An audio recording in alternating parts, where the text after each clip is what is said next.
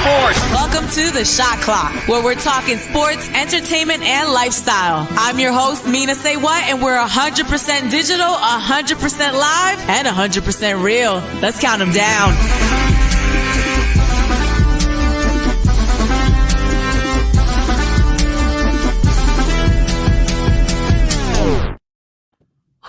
We are live. It is the Shot Clock. I'm Mina SayWhat. That is our new intro. It gave me all the feels. Listen, I'm ready to go out there and drop 35 on them, okay? Welcome. This is our digital sports show. I'm your host, like I said, Mina SayWhat. We do this every Monday, 12 o'clock. We are officially streaming live, not just on Facebook, but also Twitter, YouTube, and Twitch. So welcome everyone who's watching the show for the first time. We're doing this every Monday, 12 o'clock. So the whole premise of this is we're actually on a shot clock, okay? I'm going to start it now. We got 20 minutes on the clock to talk about everything that we're going through. First of all, it's February 1st, so I got to say happy first day of Black History Month. We're definitely going to do some things coming up in the show in regards to that. And we're coming off an incredible Sixers game last night, a Sixers win. We were down by like as much as 20 points, came back in the fourth quarter to beat the Pacers. No Joel Embiid. This is our first game that we're winning without him. So it was definitely an incredible Monday, okay? I want to also welcome to the show today for the very first time a friend of mine, Terrell Thomas, sports and entertainment senior editor at These Urban Times. Welcome, T. Hey, thanks for having me. Honored to be here. Yo, how about that intro? Didn't it like make you want to go out there and start shooting around? Yeah, that joint was hard. Big props who made that. That was very hard. Yeah, shout out to Lonnie and the whole team here. We got a vicious team. Our producers, Amir and Wiso, are also behind the scenes. So let's get into the playbook. This is where we talk about all the top sports stories, particularly here in Philly. We know there's a lot going on with the Eagles, a lot of changes with the coaching staff. I mean, it's kind of like a whole different staff. We have a new defensive, offensive coordinator, a new quarterbacks coach. Deuce Staley is out. Now he's working with the Lions. And of course, our new head coach, Nick Sirianni, did his very first press conference on Monday. T, what were your thoughts on him overall from this press conference? I want to give the young man a chance, but my initial thoughts were like, we're doomed. I don't know. I wasn't too excited. I watched the whole press conference to try to get a gentleman a chance. And I mean, overall, it'll be about what he's able to do on the field and how he can lead the young men.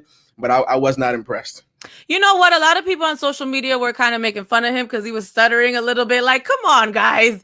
Like, we haven't even let him call a play yet. We judging him based off how well he could do a press conference. I mean, obviously, he hasn't done a lot of press conferences in his life. He needs a little work. You know, he was probably a little nervous. It looked like he wasn't prepared at all, but then I would see him look down at his notes. So I'm like, okay, he prepared something, but it wasn't hitting, you know? So I'm going to give him a chance. Then if he starts calling these bogus, crazy plays, then I'm going in. But from the beginning, I said I thought it was a big mistake to get rid of Doug. But we'll see how this guy does. We got to give him a chance. Now, the biggest question at the press conference was, what are we going to do about quarterback gate? Okay, what are we doing? Is it Jalen? Is it Carson? Is it Jalen?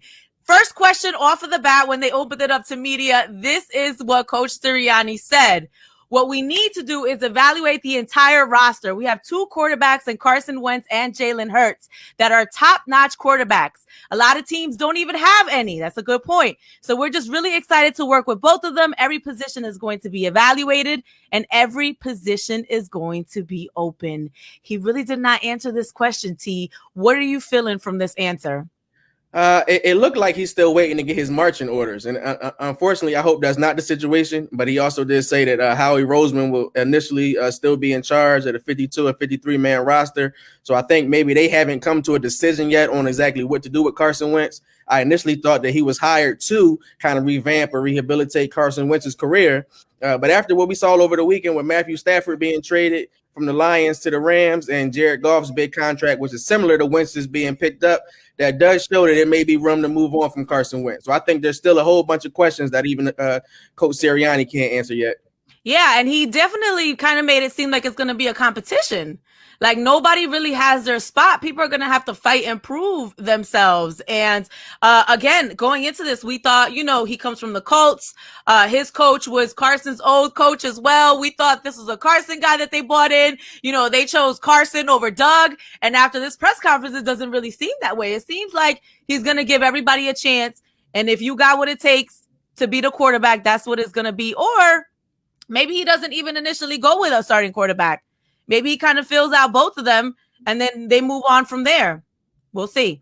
Okay, moving forward, All-Star voting is on. Which Sixer will make it this year? It's really exciting because we actually have three, count them, 3 players that potentially could be All-Stars. Of course, our MVP, Joel Embiid. There is never a question of whether he's going to be an all-star or not. Tobias Harris is now newly in the mix. He's had an incredible year under Doc Rivers, averaging 20 points a game this season. So it makes total sense that he is up in the running. Ben Simmons, I am surprised that people are questioning Ben Simmons' all-star status at this point. Because he hasn't been consistently scoring, people are now disregarding what he does on the defensive end, how he creates opportunities for other players via his assists. I mean, do you think all 3 guys are going to make the all-star team? Or are you one of those people, I've talked to a lot of y'all this week that don't think that Ben Simmons is an all-star anymore? I think Ben Simmons is damn sure an all-star, and I think it's a shame that he's overlooked so much. The guy is damn near averaging a triple-double, 13 points, 8 rebounds, and 8 assists. I don't know what more he can do. I think cats kind of look at what he doesn't do as far as his jump shooting and his shooting ability, and they overlook how talented that young man is. As you just mentioned, he gets it done on both sides of the floor. Arguably could have been Defensive Player of the Year last year, but before things went into the bubble. And his leadership and court vision does open things up for Embiid as well as Tobias Harris. So I think without a doubt, Ben Simmons should be an all-star this season. You know what? I saw a statistic saying when Ben Simmons is on the floor, people actually shoot better. And it's not that they're magically shooting better, exponentially. Now, it's not like overall, he creates opportunities where he puts it in people's hands where they can get a good shot. It's not the kind of pass you get. It's the quality of the pass you get. So if Ben's laying it right in where he knows is your sweet spot, obviously scoring is going to go up. Let's look at last night's game. 21 points, 7 assists, 7 rebounds, 4 steals, 2 blocks in 34 minutes.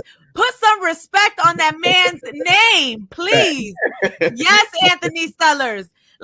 And you know what? I think Doc Rivers has the perfect approach to this. Instead of hammering him the way that we've been the past 3 years about his shooting, him and Daryl Morey are building the shooters around him, right? We're starting to see it. Today, there's rumors of JJ Redick coming back. Maybe there's a trade with Danny Green.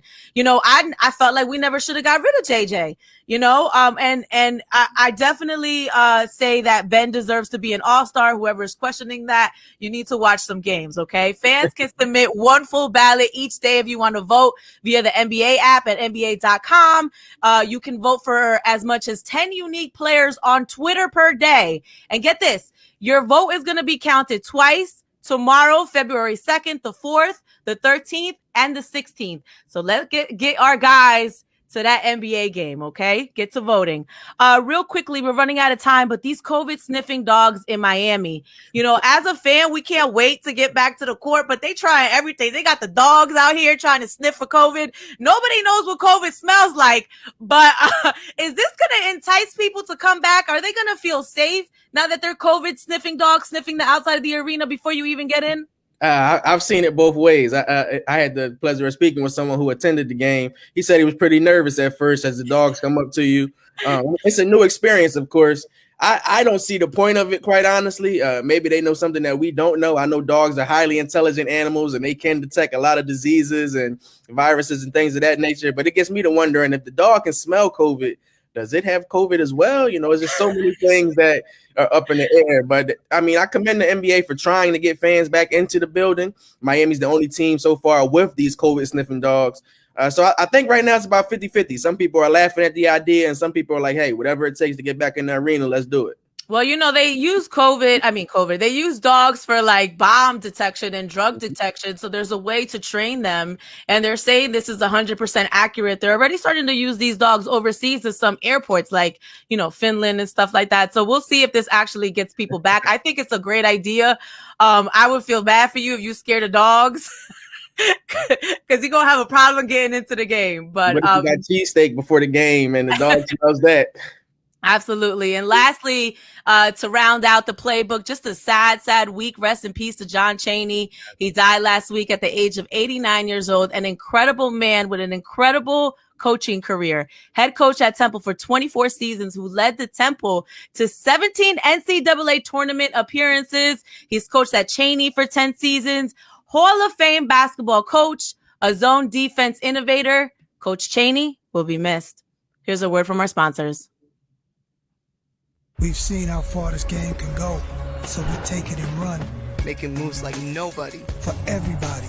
We don't move within the lines. We move beyond them. Hennessy, the spirit of the NBA. All right, we got 9:48 on the shot clock. I'm Mina SayWhat. Terrell Thomas is joining us today. Let's get into high fashion. This is where we talk about the different, fashion statements we see in the league. Sports and music and fashion have always been very closely married. I want to talk about some of the Kobe Bryant tributes because last week, it was a year since we lost Kobe and Gianna Bryant to that helicopter accident. Just a terrible day. I remember being on air in Philly and having to deliver that like seconds after it happened. And I was teary-eyed. It was such an emotional, hard moment as a kid who grew up loving Kobe. So I love these tributes. Let's take a look at Steph Curry's sneakers, his girl dad sneakers. So there we see Kobe and Gianna. So beautiful. And he really tied it into his personal life, because on the other side, on the other shoe, he actually featured himself with his two daughters, which kind of goes along with that girl dad theme that we love. I love how he tied it into himself. And then, of course, our very own Joel Embiid, also his sneaker with Under Armour. These look fire. I know some people were like, they don't like Joel's sneakers, but Joel really set it off with these colors.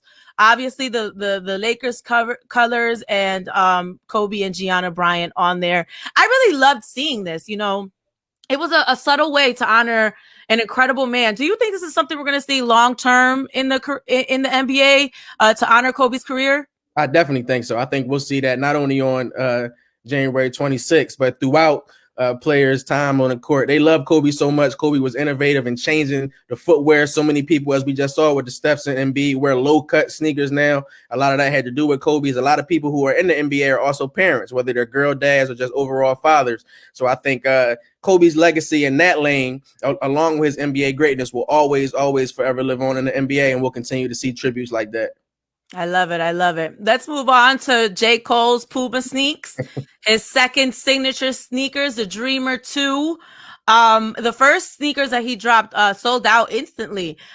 These are still available. So no shade. Me personally, I think they're a little too clunky for me on the bottom. Maybe in a different color I would like them. But what do you think about this, T? Yeah, I'm not really a fan of these right now. I do see why NBA players across the league are gathering and starting to wear them. We saw Marcus Smart had them on the other night, plays for the Boston Celtics. With the bulkiness that you spoke of, I'm hoping that it's able to help players with their ankles or their Achilles while they're running and everything. I might have to actually put them on to see, because from the look of it, I'm not really feeling them. But J. Cole, how he had it with the sweatsuit was hot, so I'll give him props on that. But I'm not feeling them myself, not yet. Got to see another colorway. I'm a fan of Cole, so I would wear them just to support. I got Dreamville sweatshirts that I wear and everything, so I would do it off the strength of that. We got to support our people, especially when they have these collaborations with these sneaker companies, because you never know, it can lead into something bigger and more than just designing sneakers, but maybe having stakes in sneaker companies or having their own lines and things like that. They lead to other entrepreneurial endeavors there, right? Facts. So let's get into what's trending. For some reason, this started trending out of nowhere this week. Drake hanging out with the Currys at In-N-Out. I didn't realize this was an old video until T actually pointed out. So this is actually a video from 2015. I thought this happened recently. Like, I was on air mad because I was like, look, Drake, you out here hanging out with the Currys. You need to be focused on this album. Okay. Okay. Like, what are we doing here, bruh?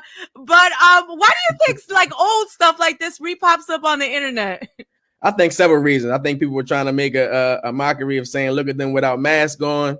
Also, Drake was, if we spoke about, he was having his own open rec with NBA players and college players throughout the pandemic, trying to stay in shape and whatnot. Whenever there's an opportunity, I think, for people to talk about Drake and his relationship with NBA players, especially members of the Warriors or Kevin Durant, I think it's always going to be a hot trending topic. I was going to say, Drake wants to be like the sixth man off the bench. Like, he hangs out with more basketball players than rappers. Like, he was hanging out with KD, Kevin Durant at the Nike headquarters. He filmed the video there. He was at Kyrie Irving's sister's birthday party. Like, does he even know her sister? And then I saw he was recording some music with Lil Baby at James Harden's studio. Why James Harden has a studio, I don't understand. But Drake is out here, right, playing with the ball players. So, yeah, I don't see the Raptors going to the championship again, but hey, whatever. It is what it is. Let's get into another word from our commercial sponsors.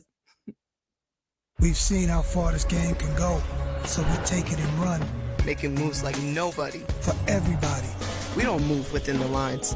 We move beyond them. Hennessy, the spirit of the NBA. That's right. We are right on time. 15 minutes. You see that, baby. Listen, it's all about getting it in before the buzzer hits, right? It's the Shot Clock. I'm your host, Mina SayWhat. Terrell Thomas is joining me today. T and I know each other for a long time. He's a sports entertainment senior editor at These Urban Times. Back in the day, used to do some things with hip hop since 1987 in Philly.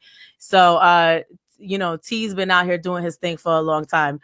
Let's get into Shoot Your Shot. This is where we talk about the players' love lives. Yes, you got to get the flick though. See, you got to get the flick. Kobe.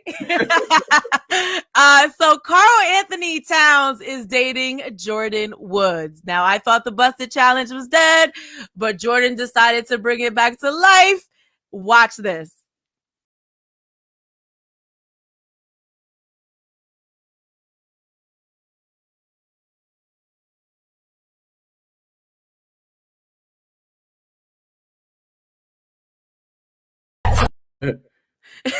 So that was the video. And then can we go back to Karl's tweet, please? So it's funny, when we were talking about this in our pre-production meeting, the guys were letting it run on. And I was like, I'm going to need y'all to cut that out earlier, y'all. And they were like, we were mesmerized. I know on Twitter, somebody said, her booty hit the back of her neck. I was like, who says that?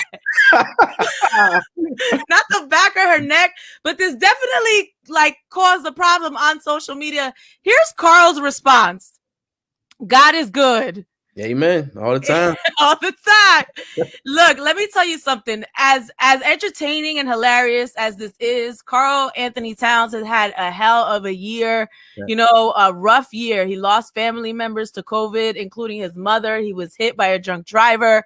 He was hospitalized. He had COVID. So if a busset from Jordyn Woods can make his day a little bit better, I'm all for it, because that man had a rough year.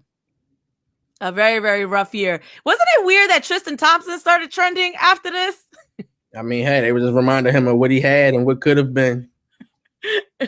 People are petty. Her man was not trending after the Busted Challenge. Tristan, some guy she shared a kiss with, was trending. Yeah, petty as hell. Let's get into plays this week. The Sixers had an amazing week, and we got more games on the way. We're playing the Hornets on Wednesday, 7:00. This is an away game. Thursday versus the Trailblazers, 8:00. It's a home game. And this Saturday game is about to be a beast with the Nets. We have not played them. They kind of look like they are like a monster team right now with Kyrie and James and KD. I believe they're number 2 in the East. We're still number 1 in the East. Do you have any predictions for these games, T? I think this week will show us a lot about the Sixers, because all three of these teams, respectively, today are currently in the playoff race. The Blazers and the Nets are over 500. I think Saturday's game, though, could be an Eastern Conference Finals preview as we get to see what KD and Embiid to do. And I think them two also right now are the two front runners for league MVP. So maybe Joel will go for another 40-plus night to kind of prove that he's the man with the plan this season. Yeah, and then we'll see if Joel is back. He's been out for some back tightness. And obviously, we're trying to conserve our big guy and our MVP candidate. We don't want him getting hurt early in the season, especially since it seems like we are going to be on our way to the playoffs. And I need y'all negative Nancy's and y'all negative Neils to pipe down, because I was talking playoff talk on Twitter and people were like, we not going to the playoffs. Ben can't shoot. Come on, guys. Sixers will make a lot of noise in the playoffs. A lot of noise. You. And if we get JJ Redick back, listen, it's about to be a problem. So we are right on time. Look at that, baby. Listen, thank you for tuning into our second show. Everybody live on YouTube and Twitter and Facebook and Twitch for the very first time. We're going to be joining you every Monday, 12 o'clock. It will either be myself and T or myself and Sean. So we are the new basketball dream team here. So thank you everybody for their support. There's been a lot of positive support and we're just happy to be here, right? Thrilled to be here. Listen, Sixers are number one. We won without Joel Embiid. Life is good, okay? Find Terrell. Where can they find you on Twitter, T? You can check me out at Eldorado2452. Also check out These Urban Times, theseurbantimes.com as well. Always up for a great sports debate, music debate, entertainment talk. All right, and I'm Mina SayWhat. Find me on social media at Mina SayWhat. I will talk to you next week. Thank you for watching. It's the Shot Clock.